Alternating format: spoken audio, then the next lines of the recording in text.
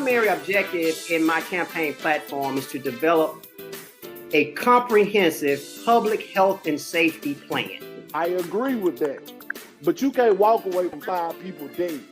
And let New York deal with it. Because he got like 52 cases in New York City. Buy black, bank black. The A is acquired assets. They saying something about your memory bank, and I go, oh snap. Oh snap. The memories in the bank, we keep them for you.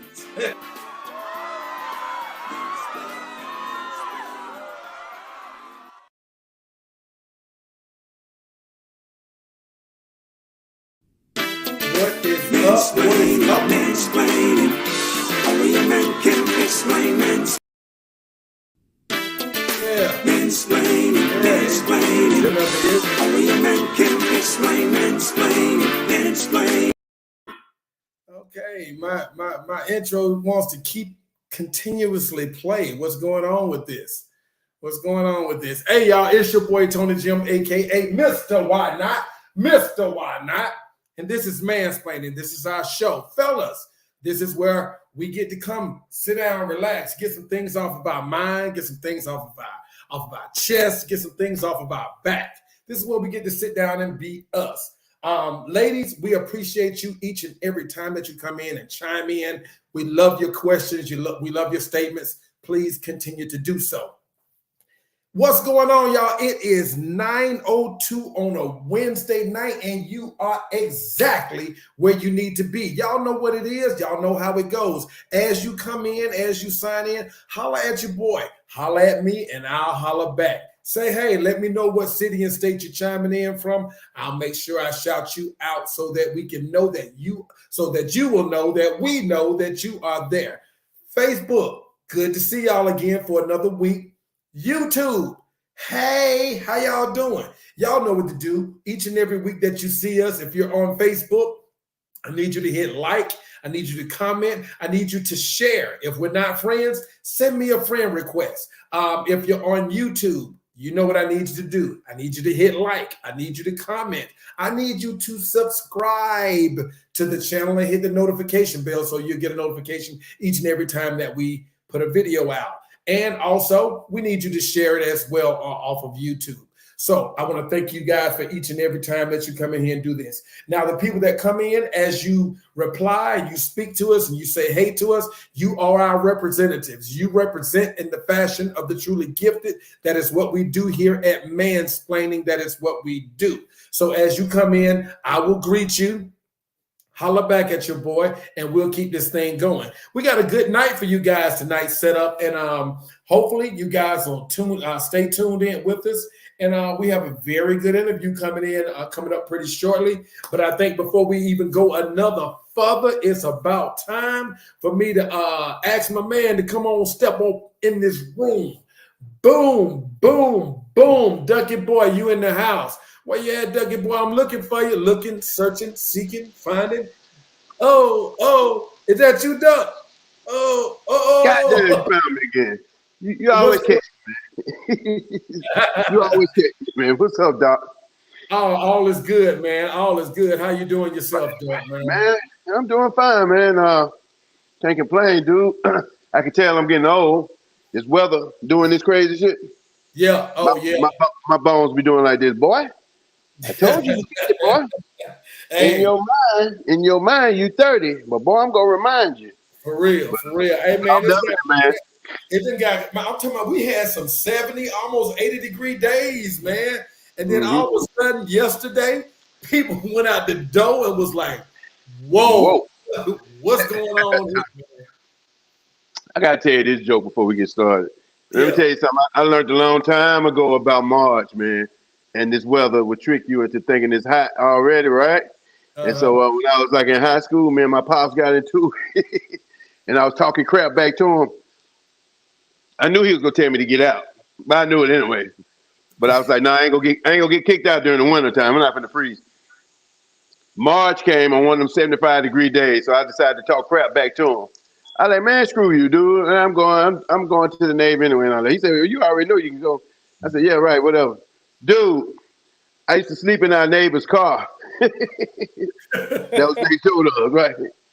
Man, I jumped in that car. I hung out. Then when I came home, I jumped in the car because I knew he'd let me in the next morning. I just wanted to prove my point to him. Dude, I got in that car. Boy, midnight hit. Boy, that temperature dropped to about 30. Oh, my God. Hey, boy, look. I'm sorry. I'm sorry, Paul. Hey, I was talking like Opie Griffin. Gee, Paul. I'm sorry, Paul. Gee, Paul. Gee, Paul. Let me think. But other than that, man, I'm waiting on the spring to come, man. And shout out to everybody who got allergies, man. Now we man, that's a bad time of the year for me. Pollen is the only thing that I'm allergic to, man. So I'm prepping for it, man. I'm prepping for it. Right. Hey, man, just real quick, man. We still I don't know what day we're in right now. What is the day like day 12, day 13 of this Ukraine war, man? What is it, like day 10, day 13, something like that, man? 2 weeks. Yeah, 2 weeks. Yeah. So it's been about 14 days or so, man, and it's been crazy over there, man. And it doesn't look like it's slowing down. It's like when people thought Putin was gonna be like, all right, we leaving.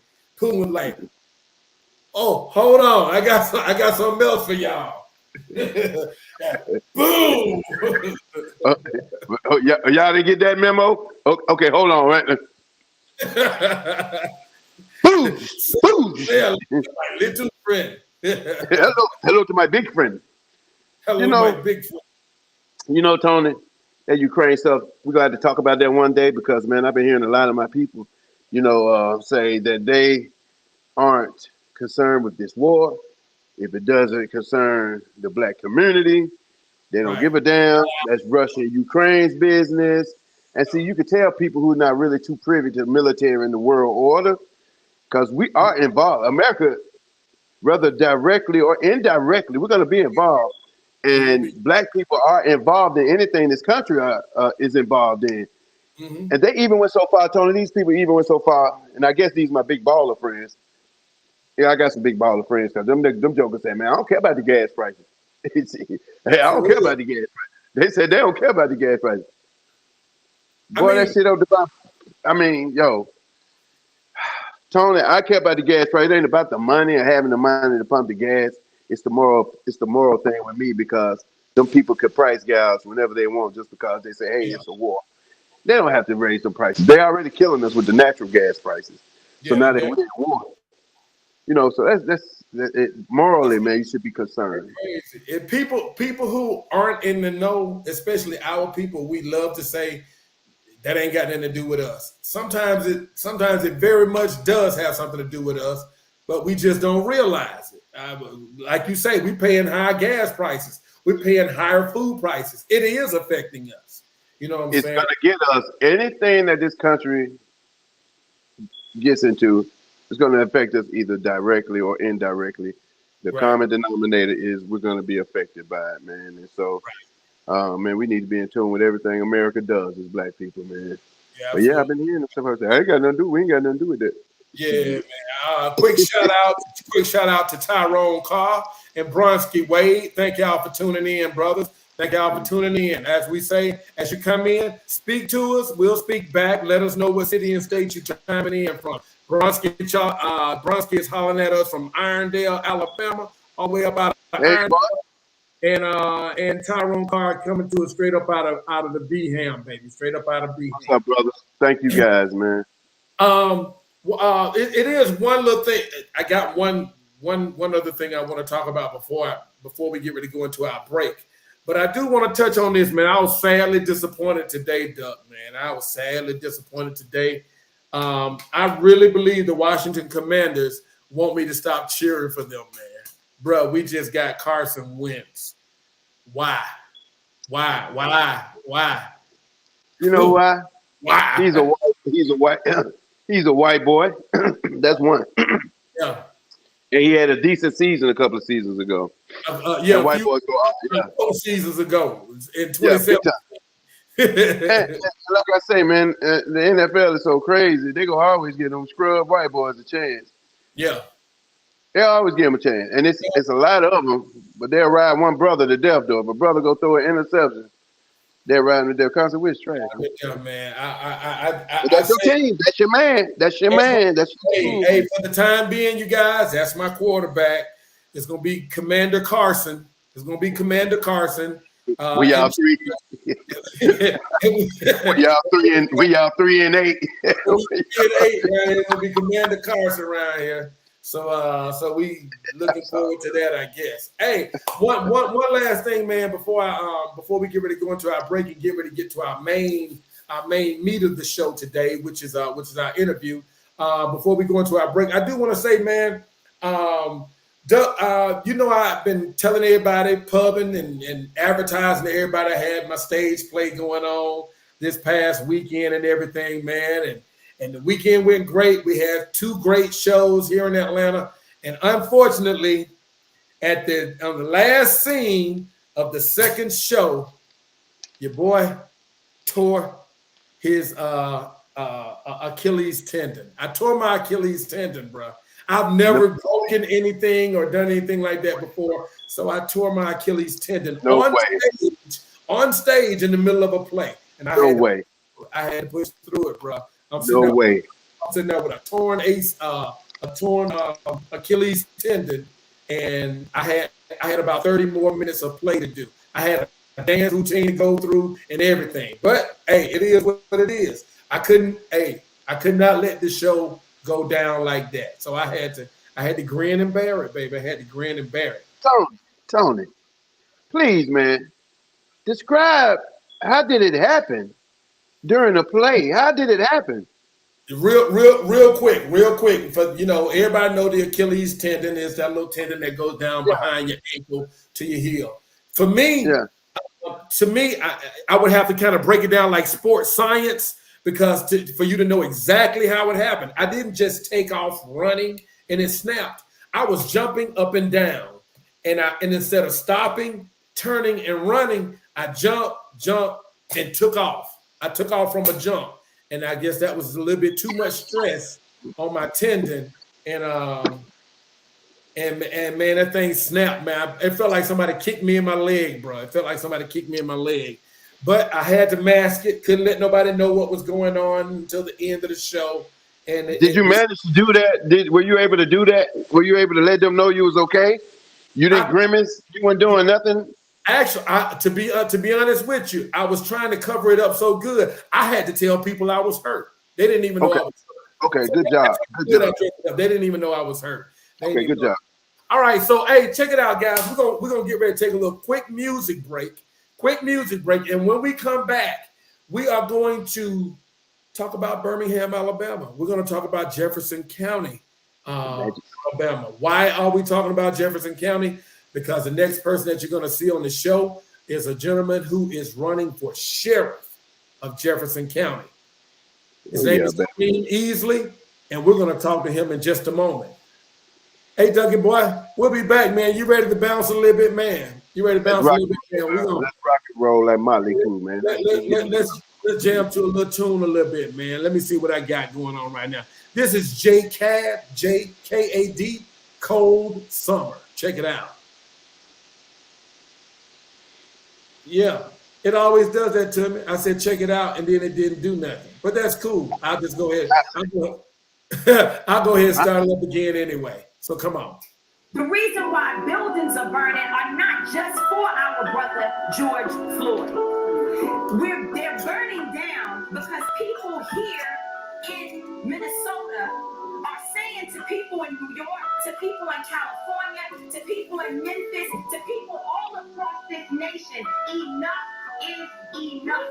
When you start from the bottom, it's kind of hard to blossom. You see the light seldom, see evil like Gotham. Grew up around snakes, you escape the venom. It's hard to see the light from the bottom of the totem. Look, got a third eye like CBS.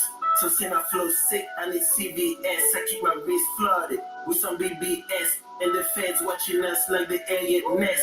I always try for greatness. Life was hard, I grew up fatherless. Despite all that, I still felt blessed. The love of a mother is better than a check, but the toughness of the streets was requiring a vest, and the weight of a gun was requiring a belt.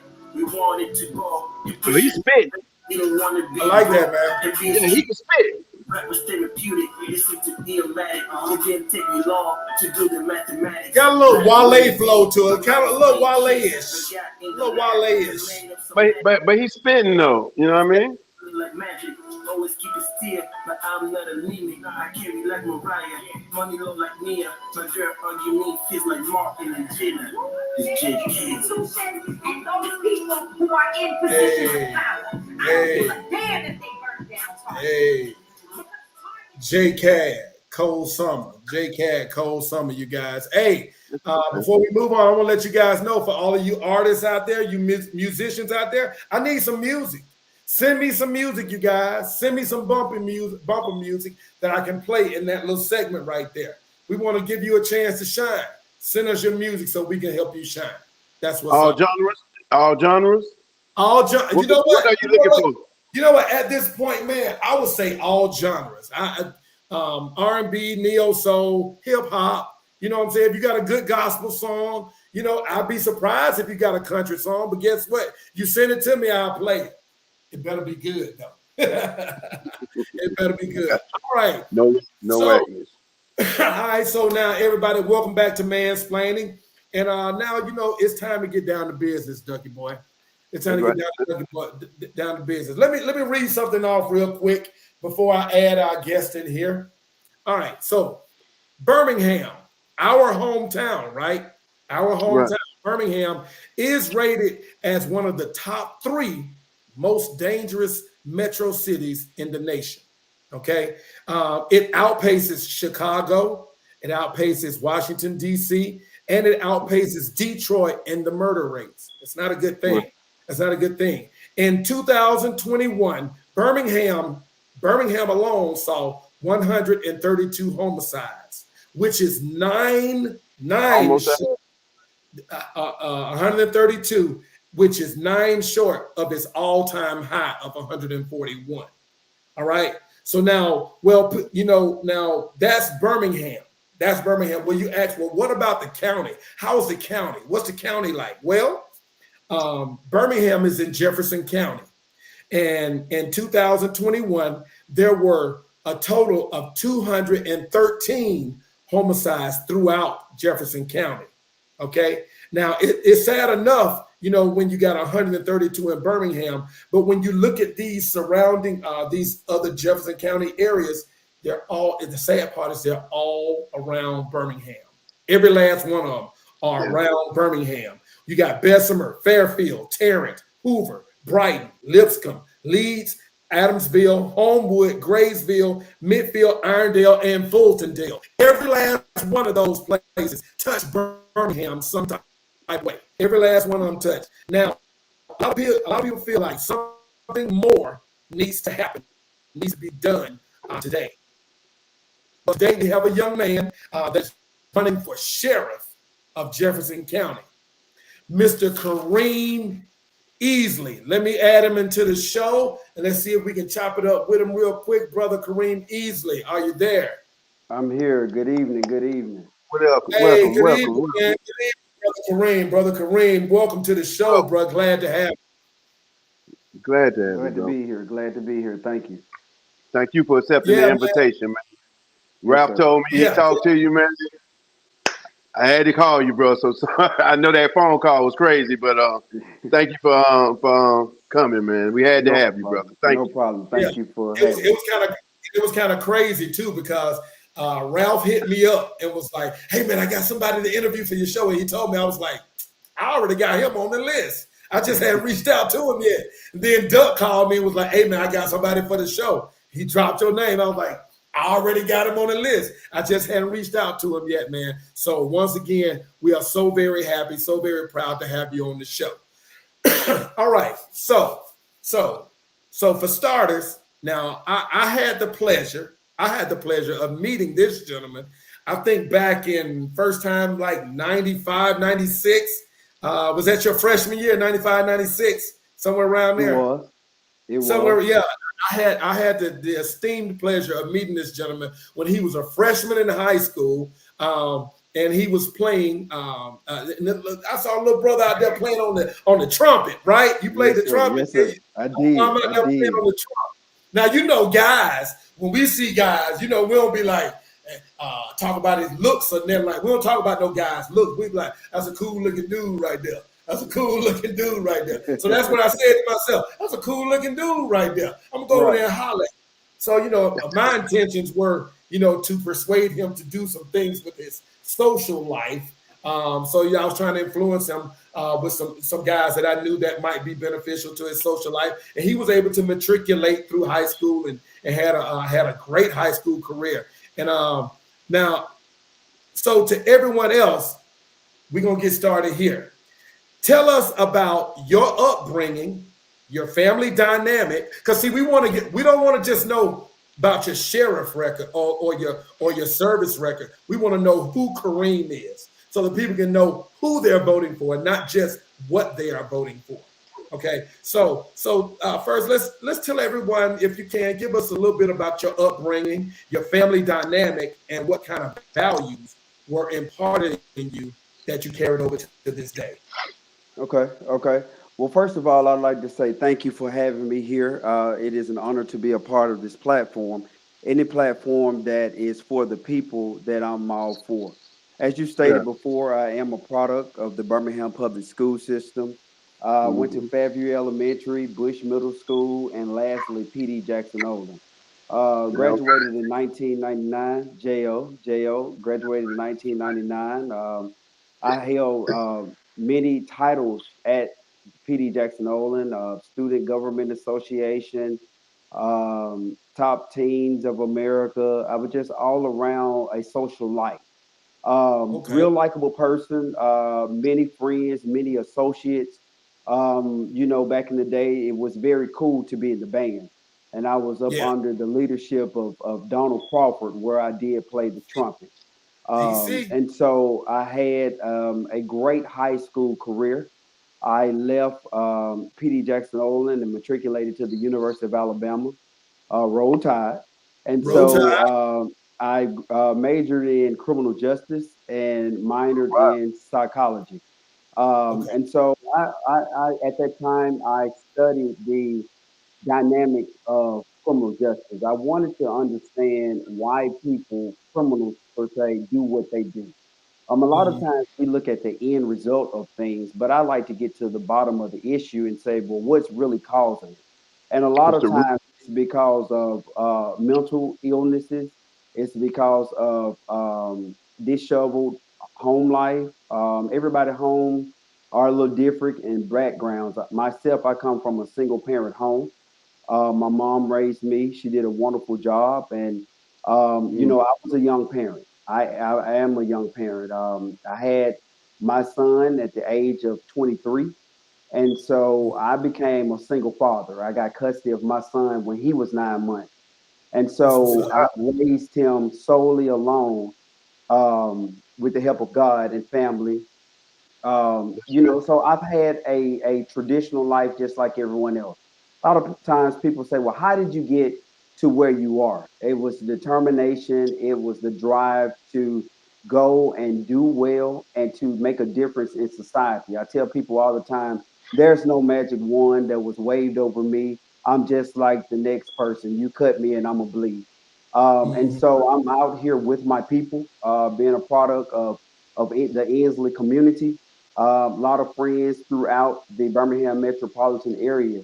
And so I can relate to a lot of people.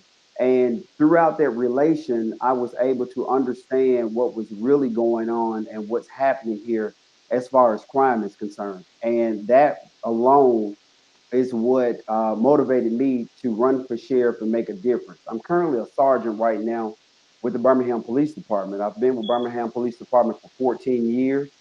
I've worked on different levels. County, I was actually a Jefferson County deputy immediately after college. And I became a probation and parole officer. And I left that and I wanted to kind of go into the financial crimes division of law enforcement. And I worked at Regions Bank as a criminal investigator. And so I wanted to make sure that your money was safe. And I dealt with a lot of things, dealing with human trafficking and just money laundering in general, terrorism. So I worked side by side with the Secret Service. And after I kind of put, that aspect in my tool belt, I said, hey, I'm ready to go back out and serve the community. And I joined the Birmingham Police Department, where I've had a great career. I was able to work in several different areas, from multiple task forces to being a detective. And I was actually tapped to protect the mayor at the time, Mayor William Bell of the city of Birmingham. So I was his executive, part of his executive protection detail. I remember that. Once I did that, I got promoted, and I got promoted to a sergeant, where I'm currently now, and I am the lead over a crime suppression unit, which is the citywide task force. And our job is to go throughout the city of Birmingham, all areas, all neighborhoods, and just trying to kind of combat some of this crime, this violent crime. Okay. Okay. That's deep. That's deep. That's deep. Well, now let me ask you this. Now, growing up in Birmingham, growing up in Pratt City, and you see how life is in Birmingham. Yes. You see how the relationship between the community and law enforcement is in some areas. In some areas, it's not a really good relationship. But let me ask you this: in being an officer, in your opinion, what is the most important characteristic or thing, a most important part about being a police officer in your mind? Oh wow. The most important part I would say is just being approachable. A lot of times that people feel like that they can't approach the police. And Mm-hmm. that's where the main discord comes in. People think that just because you put on a uniform that you're any different from them, but we're actually not. I have a life, I have a social life, and I'm able to relate to a lot of things. I like to have a good time, but I know how to have a good time.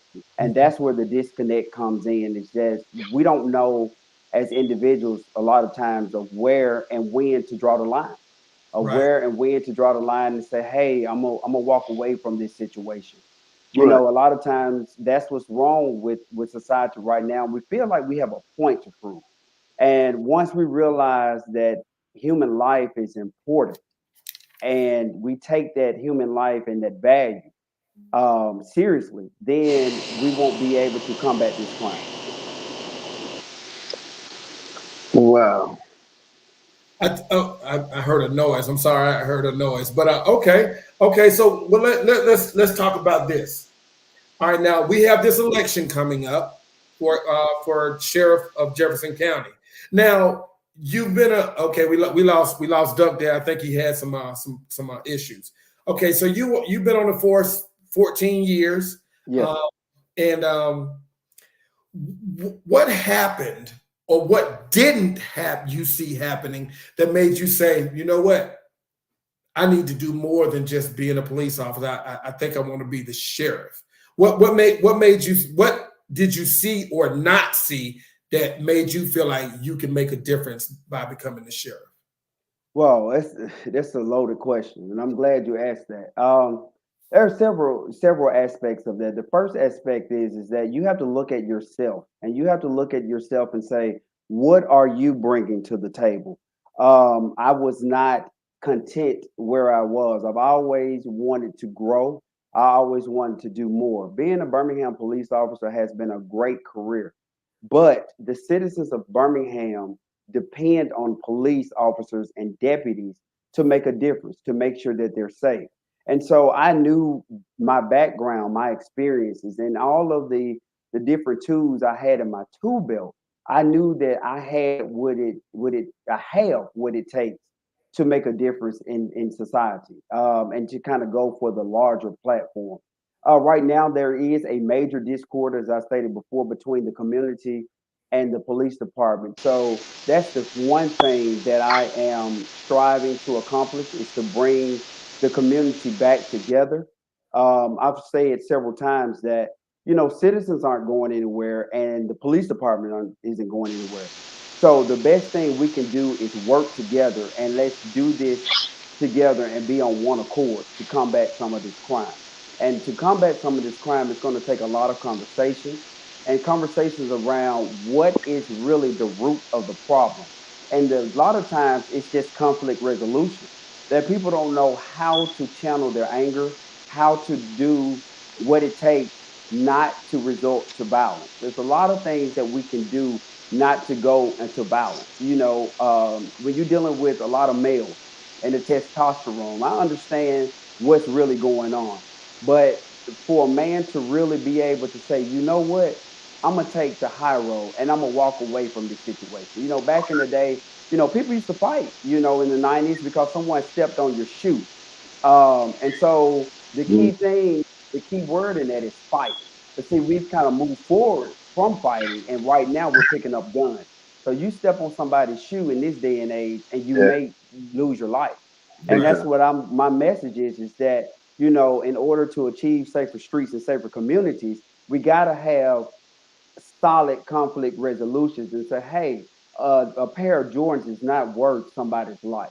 Right. So I want to kind of bring the values of life back and let people look at it and kind of take a second thought and say, well, that's right.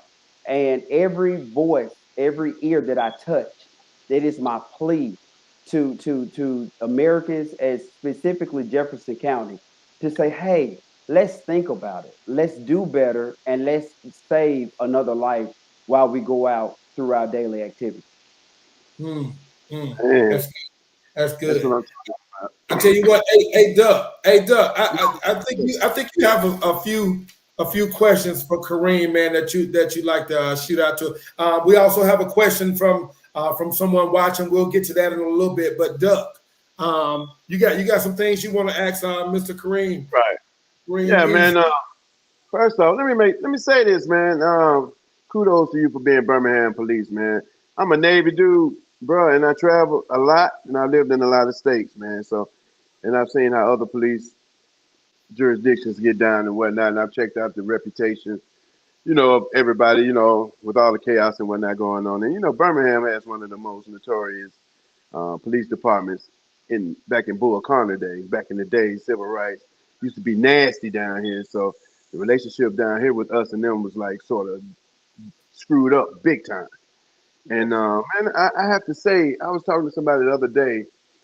I have to give you guys credit, man. It seems like the relationship between the police and the citizens are a lot better these days than it was back in the days. Because I gotta admit, man, I don't hear too much foul stuff about you guys these days, man. And most police that I talk to, man, they some stand up dudes like you.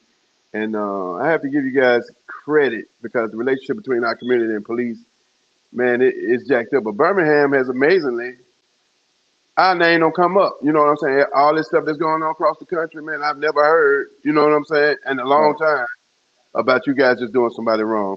But so I just want to say kudos, man, and thank you and Thank good you. luck. Yeah, big time. But I want to do something right quick. You're a candidate for sheriff, right? Yes. So let's say I'm the guy who's going to interview you, right? But you have to get interviewed for the job. So I crafted a couple of questions that I want to ask you, so the Okay. people can know what you're going to do. So you've already told us about yourself. Could you explain again? Why do you want to be sheriff again? Why do you want to be a sheriff? Well, my experience kind of speaks for itself. In the sense I've been there, I've done that.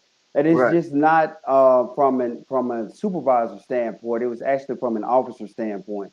What differentiates me from other supervisors is people tell me all the time, well, Kareem, you're a sergeant now, and you don't have to go out in the field. Well, see, I'm totally different from that mentality because as a citizen, like you said, the reason why Birmingham is not in the tabloids and the media like other counties and other cities is Yeah. because you have supervisors like me that are out there daily. And just like any occupation, you can have bad apples with anything. So Big me time. personally, I try to cut that out. I'm Yeah. out there with my officers daily. I mean, on a traffic stop, if we're going after somebody just for a homicide, I'm going to be there, boots to the ground, and I'm going to lead from the front. And I'm going to be there with my officers, and I'm not going to expect them to do anything that I wouldn't do. And so I'm there to constantly motivate them. And it's simple. How can you ask someone to do something when you're not doing it yourself? And so you have to lead by example. And I am that example. And so that's why I know that I am the person for the job. The other candidates, They talk about their experiences and things like that.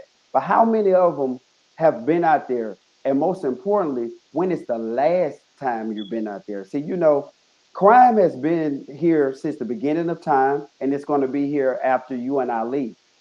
But the players in the game have changed. James, And the yes. same players who were, making these plays 25 years ago, they're the OGs right now. And Big time. so you can't have somebody who's saying, well, I've been in law enforcement for 30 years. But when the last time you actually made a traffic stop? When the In the last field. time you walked out here and you spoke to these people and you understood what these 16-year-olds were talking about? Someone, they're able to talk to me because they feel like that they can relate.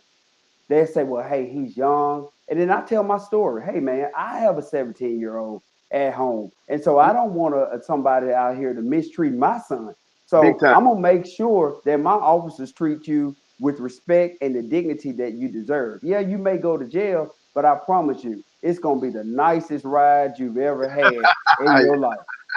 Okay, but I like that. So listen, like man. You know what? Before before I go to the next question, You Kareem, going to jail? Oh, you going to jail? you're going to jail, but we're gonna make it nice for you. You're gonna enjoy it.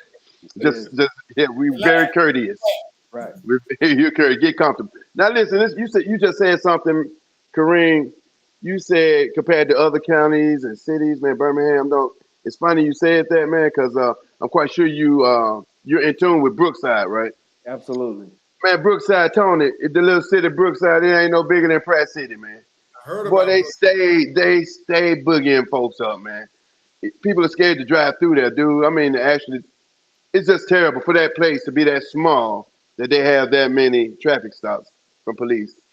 And here, Birmingham is a real city with real neighborhoods in there, and they know how to conduct themselves. So it's obvious that there's an agenda. So I'm so glad they cleared it up. Okay, next question for you, Kareem. Would you describe yourself as a person of high integrity? Would you? Yes. Why? Why? I think I think I just explained it to you. I think that You did jump the gun. Go ahead. Yeah, you did. So I can give you another recap. I have integrity, and I'm a Christian man, Yeah, and there I you go. believe in the old saying of what goes around comes around. And I'm a product of Birmingham. I'm a product of the Birmingham public school system, and people know me in Birmingham. And Yes, you do. I have integrity because I'm able to take someone to jail and see this same person in Piggly Wiggly and in Walmart. See, And they're a not lot of, mad at and they're not mad. They're not mad. They're not mad. In 14 years, I've never had a complaint from anybody because I'm big on respect and I respect everyone as a human being. And believe it or not, a lot of these teenagers who are committing these crimes and these homicides, when you ask them, well, what caused you to do that? They'll say, well, he disrespected me. I was disrespected. Nobody, young or old, wants to be disrespected. you. Right. And me having high integrity is caused by respect because I'm going to respect everyone. If Everybody. you have breath in your body, you will be respected if we come into contact with each other. So I will say my integrity is driven by respect. Now, thank you. This is the last question I got for you. We Okay. already spoke on your ability for conflict resolution, which is huge, man. It's a must that we find better ways to solve problems, man. Because right now, this generation, what they're doing, they shooting each other for no reason. Yeah. These guys killing it for no reason, none. And then they get in the courtroom and that judge come down on their hammer. They start breaking down and crying for their mama. All of a sudden, that gangster gone. That gangster gone. Now that little boy in them is coming out, mama. So anyway, you told us about this. That one of your, being one of your attributes. Are there any other skills and strengths that you bring to this position of sheriff? Yes, Yeah, the other. there are several. My biggest skill, I listen. And what we're part of right now is actually part of my listening tour. See, everybody wants to be heard. Everyone wants to feel that they are valuable and they bring something again to the table. And so Right. my biggest asset that I have It's the ability to listen. Even though the police department is in charge, everyone has a voice. And so when people say I did this because, that's my opportunity to listen to them and to be a mentor to them and say, okay, well, we can't undo this, but going forward, this is what you can do differently. And so I'm a big listener. I'm listening. Thank you, man. And I got to say this before I turn it over to my boss man over here who don't pay me nothing. Um, I want to thank you for being a black police officer. And I want to know, this is a personal question. Have there ever in your time of being a police, you felt a conflict of interest from the relationship that the black community have with police here in North America, and for you being a police officer? Because in the hood, we don't supposed to like police. We don't supposed to talk to y'all because you snitching and all that narrative and whatnot. You've always been confident in your choice to become a police officer. Yes, because of, again, the respect and how I treat people. Again, it comes into conflict resolution. We talk about snitching, but a lot of times the police department is reactive versus being proactive. And Right, I right, keep that same concept when I'm talking to people. See, don't react, be proactive. If you know something is going on, tell. It's yeah, not about snitching, it's about the preservation of life. This is what it can go into if you do not work with us. And man, when I get out the car and they see those stripes on my arm and they say, hey, the sergeant is here, my demeanor alone, you'll be surprised. People want to talk and they do. they I'm talking about seriously, Yes. quickly. They come to me because of Mhm. my stature, my demeanor, and Yep. I'm gonna welcome them in open arms. And I say, hey, thank you. This is what we can do. And also the confidentiality aspect of it. We got to develop a level of trust. Right. People want to be able to know that they can trust their police officer. Back in the Right. day, it used to be a time where everyone knew their police officers on their beats and they would get out. But see, now in the day and age Right. we have, and under the current administration with the sheriff's department, you have people riding by, they're just coming through and they're going Yep. to our calls. Under my administration, oh no, the sheriff's department is going to be social butterflies. We're going to get out. And we're not just going to get out when something happens. We're going to get out because we're supposed to be patrolling that area, and we're going to speak to you, and you're going to know who we are, and we're going to live in harmony like human beings are supposed to. We're going to all get along. Thank you, Kareem, answering my questions, bro. Listen, from what you just told me now, you got my full support, man. And we're gonna make sure here at Mansplaining that we get your name out there, man, and support you as best as we can, man. And let us Thank know you. if it's anything that we can do for your cause. We here for you, brother. Thank you, brother. All Yes, right, sir. man. Tony. All right. So now, before we move on, I did have one person out there that had a couple of questions for you. A Okay. guy named Ray Randall. Ray Randall had this first question for you. What are some new training points do you see that are needed in our police force today?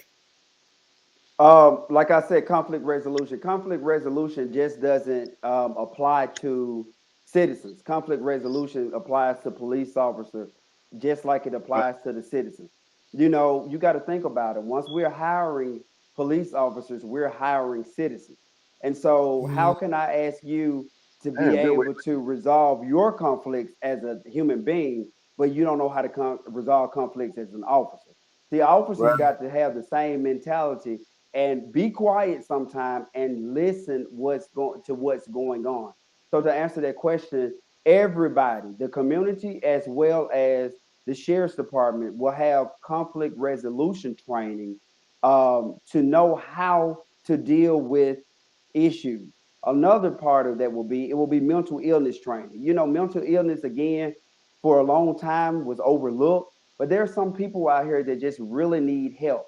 You got to Yes. be able to identify the different cues and the body language that people display. And Yes. there's certain cues that people give off where I can look at them and I can say something is wrong. It's not that they're Yes. just aggressive, something is Yes. wrong mentally.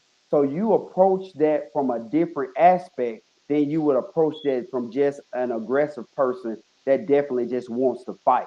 So under my administration, everybody's going to be trained with conflict resolution, keying in on listening, and as well as dealing with the mentally ill. As that was taboo in our community for so long, going to get help from a Yeah. therapist, and Yes. we're the only people that do that. White folks, the first time they see their son spaz out, That's 11 right. years old, little Billy, oh, they taking him straight to the doctor. Everybody go see what's wrong with him. And we also think if you didn't get it as a kid, you don't need to get it as an adult. This is the perfect time to get it as an adult, because now you get that stuff off your chest that's making you react a certain way and act crazy, because mental illness is huge when it comes to making decisions. And we got a lot of PTSD in our community from how, oh gosh, it's deep. Yes. We need it. Yes. So Yes. I'm Yes. We for need it. it. We need to get on an Yeah, initiative yeah, about and a lot of the mental illnesses, you may not be born with it, but a lot of them are because of the environment. And if yeah. you're being in a type of environment like a prison mentality, Oh then God. that would drive you crazy within itself. And so that's why I want people to know that you should be able to go to the store without being shot at. You should be able to sit on your porch. We played all day Yes. long until the street lights Yes. came on. And sometimes Yes. we would sneak out, ride our bikes, and play a little bit longer. But see, Yes. now it's to the point where It ain't so I cool. need to know where my son is 24/7. It is Right. not because Broad I don't daylight. broad daylight. I need to know. I need to know at all times. But he understands the importance of what's going on and the importance of the violence, that you may not be a part of something, but you can still just be, like they said, in the wrong place at the wrong time. Wrong time. And so what that's doing for him, in essence, is taking away his childhood. It's kind of Big time. putting him into a box and making him conform to this, Yep. because the next man doesn't know how to act. So I got to make sure that he's okay and his mental aspect is okay, and making Right. sure that down the road he doesn't feel a certain way, because he could say, man, my dad was so strict, I was boxed in, or I couldn't do anything like that. So it's a lot of different training that we all have to do. And that's another issue. We got to be able to take care of our own children. A lot of times we want the police officers to raise their children. Man, I go to the store and I'm in uniform, and people say, you might have a mom and tell their son, stop, don't do that. I'm going to tell the police on you. And I look at them, I say, why? You are creating that stereotype and fostering that we're going to come in and be the disciplinarian. And you know what? It was a little boy about 3 years old, and he said, I'm going to tell the police on him. And I said, okay, go ahead and tell him. And I went to that little boy, man, and I picked him up and I hugged him. You should have seen his face. You should have seen the mom's face. Yeah. Because he could just want some attention, but he could want some love also. So you got to be able to identify what is going on. And as parents, we got to be careful of what we put into the atmosphere toward these Right. children, because we Right. create these little terrorists sometimes.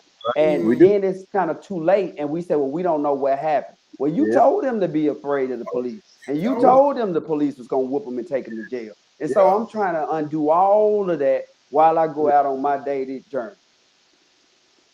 I agree with that wholeheartedly. I agree with that wholeheartedly. Hey, we're gonna get ready to let you up out of here, man, because we've held it for quite some time. But I will be remiss if I did not ask this question, and it's a bit of a controversial question, but Okay. I want to know how you feel about it. Okay. All right. The conviction of the 3 police officers last week. Yeah.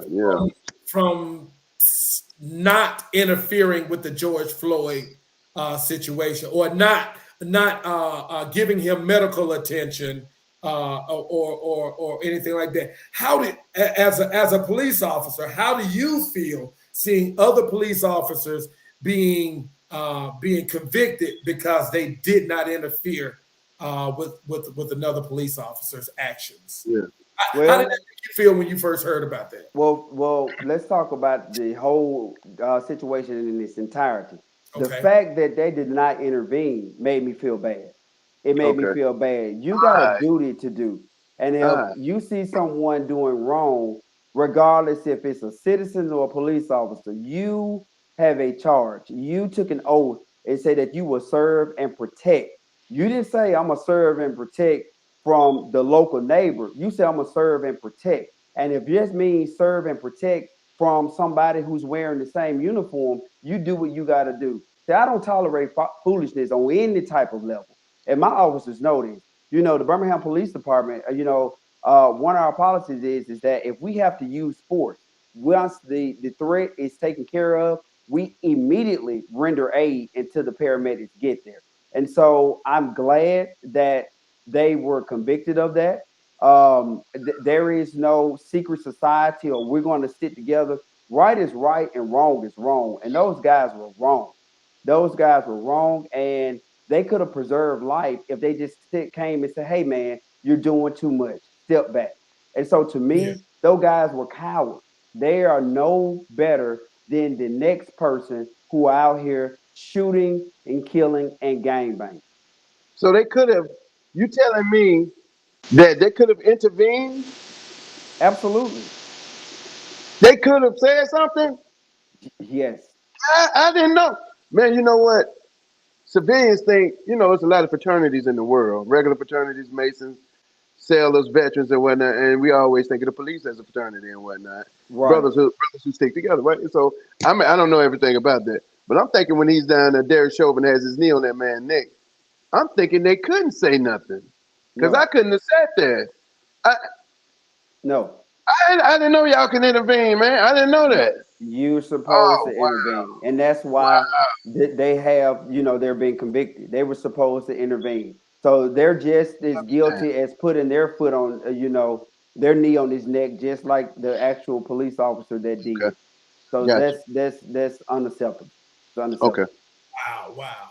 Let me put this last comment up here for you, and we're gonna get ready. Ray Randall says, "Great overview and outlook. You have convinced me that you should be sheriff and a model for the nation, sir. Very good, young man. Definitely gives me hope. Wish I could get you in the office." I want to say, Ray Randall, thank you, brother. Thank you for taking the time out to be a part of this platform, to really listen to me. This is what I'm conducting. I'm conducting listening tours. No tour is too big. No tour is too small. We got to work together. This is what it's going to take to combat this. This is what it's going to take for conversation. If anybody hits me up and say, hey, I want to talk, let's talk. We can sit down in a coffee shop. We can sit down in a club. I would go anywhere and talk because this is what it's going to take. And just know that I am for what's right. And right is right and wrong is wrong. But you vote for me on May 24th, know that you're doing something right. And if I'm doing something wrong and you feel like that you voted for me and I'm not doing what you think I'm supposed to be doing, hold me accountable. Call me out. I need your help. Thank you, Randall. Thank you all. And God bless. Man, thank you, brother. We got you back, man. Let us know what we can do. Let us know what we can do. We'd love to have you back another time, maybe right before the election or right after the election, whichever case works, man. But before we let you out of here, I want you to let everybody know, man, if you got any last words, you got any social media platforms, anybody need to go to, anything you need people to do to help you get in office, let them know now. Yeah, so just go to Kareem Easley for sheriff. I'm on all social media platforms. My website is voteeasleyforsheriff.com. Let's spread the word. Voteeasleyforsheriff.com. My email is info@voteeasleyforsheriff.com. And I need your vote. I need your help. You've had the opportunity to hear me from a raw platform and to see what I'm all about. And this is who I am. I'm not about any tricks and gimmicks. I've been doing this, and I want you to know that you got somebody on your side, and on your side for you as well as all other people of Jefferson County. So May 24th, 2022, make the right decision and help me help you. Vote Easley for sheriff. All right. Brother, it's been a pleasure, man. And we look forward to having you on the show again. I'll be back. All right. Hey, bro, you have a good night, man. It was good spending time with you. You too. Thank y'all. Y'all have a good one. Brother, all right. Have a good one, man. You too. Man, Brother Kareem Easley running for sheriff of Jefferson County, Alabama, which encompasses the city of Birmingham. Right. Hey, what you think? I'm not in Birmingham, man. If I was in Birmingham, I'll be voting on May 8th. What is it, May 8th, May 4th? Whichever May they spoke of, I will be voting, man. I will be voting for Kareem Easley, man. Yeah, I vote for him. He's from around the way, and I think we share the same kin folks too. Anyway, so you know him being at Jackson Hole, and you know everybody on the west side is connected some sort of way on that. So it'd be sort of crazy if I didn't support him. And you know, from what he says, he's offering some good services as a sheriff, man.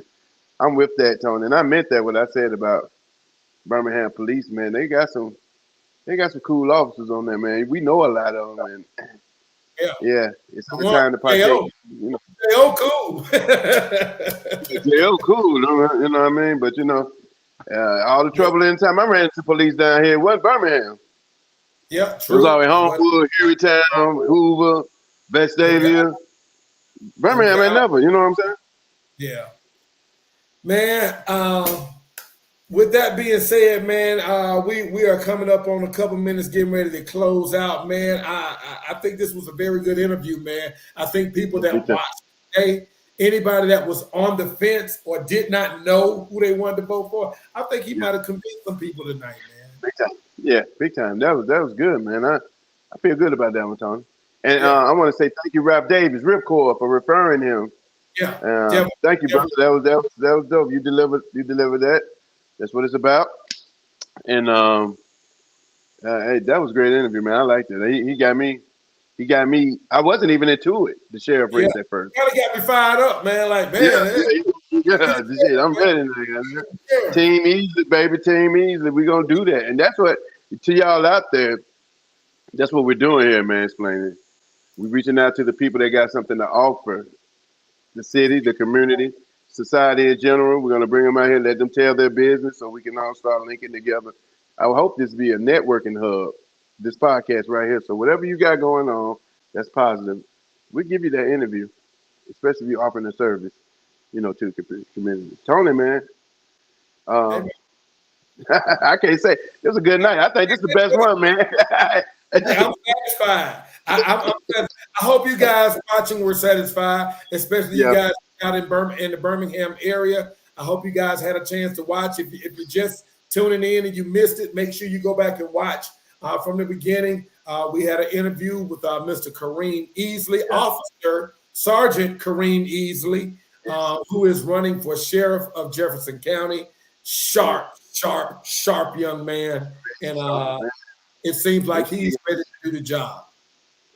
And you guys, make sure, once again, for the show, go to YouTube, y'all, support Mansplainin, like it, subscribe, and make sure you share it.